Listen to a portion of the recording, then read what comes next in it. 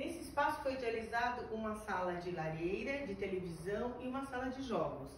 Essa mesa de pimbolim é praticamente uma escultura, super diferenciada, linda, né? E aí nós temos esse espaço que você pode fazer jogar, que é uma mesa também ampla para as pessoas jogarem. Temos um sofá muito confortável e eu adorei esse tom de verde petróleo e eu consegui um trabalho que tivesse a mesma tonalidade, então ficou bem interessante. Sendo que ainda você pode ver um pouco de televisão e acender uma lareira.